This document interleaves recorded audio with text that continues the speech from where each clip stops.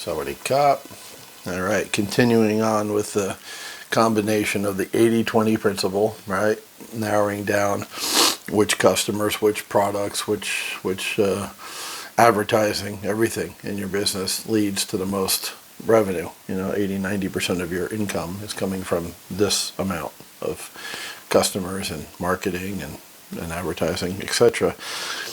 With Parkinson's law, which says basically give yourself a time budget to get everything done, to apply that 80-20, and you'll find that you will fill it up like you've always filled it up.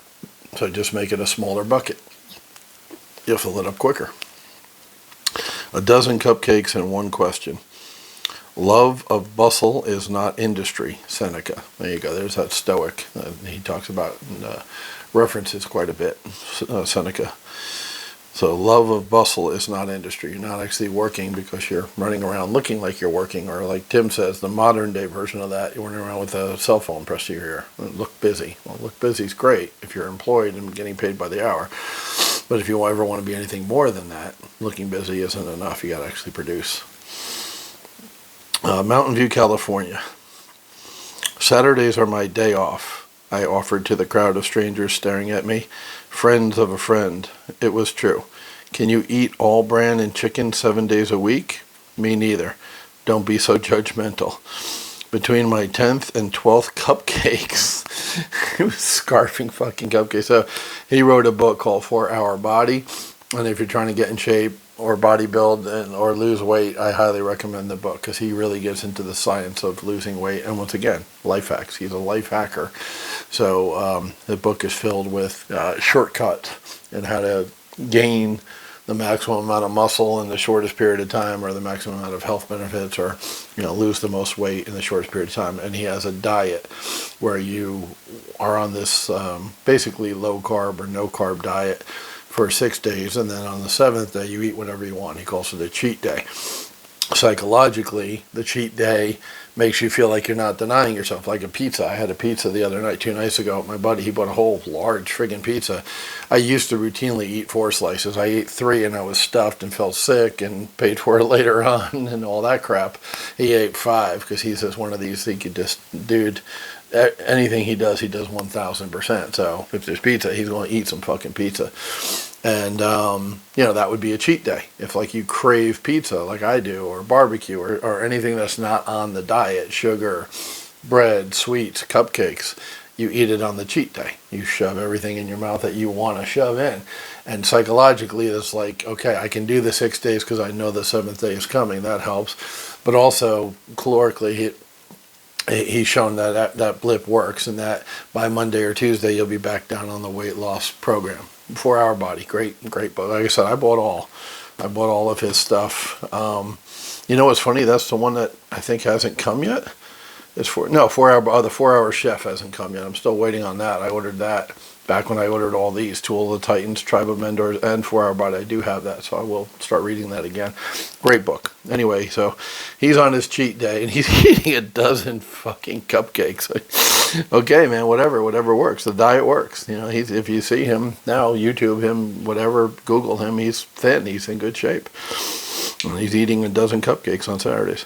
I plopped down on the couch to revel in the sugar high until the clock struck midnight and sent me back to Adultsville. Sunday to Friday diet. Yeah, there it is. That's the 6-day diet, Sunday to Friday. So his cheat day was Saturday. There was another party guest seated next to me on a chair nursing a glass of wine. Not his 12th, but certainly not his first. And we struck up a conversation. As usual, I had to struggle to answer, what do you do, right, for a living? As usual, my answer left someone to wonder whether I was a pathological liar or a criminal. How was it possible to spend so little time on income generation? It's a good question. It's the question. In almost all respects, Charney had it all. He was happily married with a 2-year-old son and another due to arrive in 3 months. He was a successful technology salesman, and though he wanted to earn $500,000 more per year, as all do, his finances were solid. He also asked good questions. I had just returned from another trip overseas, was planning a new adventure to Japan. He drilled me for 2 hours with a refrain. How is it possible to spend so little time on income generation? If you're interested, we can make you a case study, and I'll show you how," I offered. Charney was in. The only thing he didn't have was time. One email and 5 weeks of practice later, Charney had good news. He had accomplished more in the last week than he had in the previous 4 combined. He did so while taking Monday and Friday off and spending at least 2 hours more per day with his family. From 40 hours per week, he was down to 18 and producing 4 times the results. So his boss is probably pretty happy with him, 4 times the results. And meanwhile, he's happy because he went from 40 to 18 hours. Charney, this is. Was it from mountaintop retreats and secret kung fu training? No. Was it a new Japanese management secret or better software? Nein, which is no in German.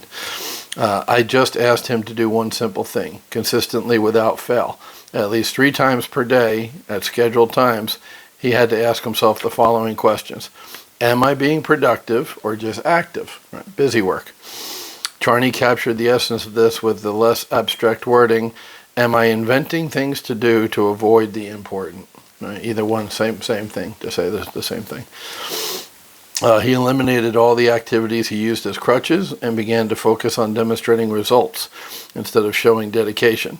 Dedication is often just meaningless work in disguise. Be ruthless and cut the fat. It is possible to have your cupcake and eat it too. So he related the diet to this work, this 80-20 work thing. 6 days on, 1 day off.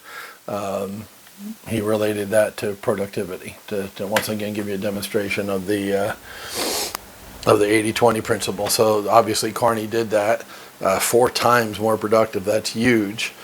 So I think everybody would want to put out 4 times the results that they're getting now. Who wouldn't? You know, the 10x is a big thing going around in investment entrepreneur circles right now. 10x, 10 times it. I think it was Grant Cardone who came up with that. I'm not sure, but I know it's a thing. I've seen it repeatedly. 10x. You know, what did you do last year? $200,000. Okay, what's it look like to 10 times that?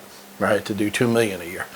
And once again, sometimes it's just a leap of thinking that big. People a lot don't think that big, but certainly this technique would work. Like if you pare down the actual things that you did to get the 200 grand and got rid of all the rest in between, and you got that down to, 12 hours or 10 hours, well then you can see where it can go to 10x, because now you're getting more efficient and you're focusing on just the things that produce the 200 grand, and do those over and over to the point where you're producing 2 million. And that's a year. We're talking 200,000 a year, not a week or a month, but still that's possible. Can you make $2 million in a week? Sure you can. People do it. People do it all the time in the market, right? In crypto, crazy fucking crypto. Crypto's just like the stock market, just more volatile, right? And real estate, people make that much money on real estate. One of my buddies from Jacksonville was just, he's like, man, I didn't put an offer in. And the person who got the property that I had looked at as a multifamily made like $10 million. There you go. That's one deal. One real estate deal. He could have made $10 million. And he's like, I learned my lesson. From now on, I'm always going to make an offer. Because if you don't make an offer, you can't get, right, the property. So that's reality. That happened in Jacksonville, Florida, which is obviously the biggest market in the world. But there was a $10 million deal that went by this guy's desk, and he missed it. And he was pissed at himself, and justifiably so. $10 million is a lot of money. That's life-changing money for anybody. So, yeah, it's real, guys. It's out there. It works. You should be encouraged by the case study of Charney taking his work hours from 40, which most of us are familiar with. At some point in everybody's life, I think they worked 40 hours a week, right? Even me. I worked more than that. I've worked less than that. But at some point in everybody's life, I think they did a 40-hour work week.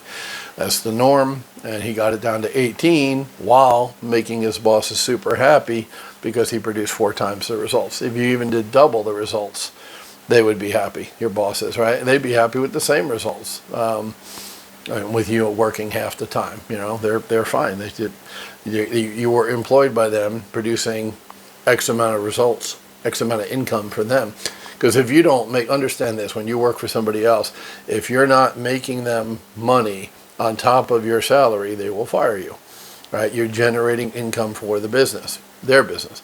That's why you need to go and over here and do it for yourself.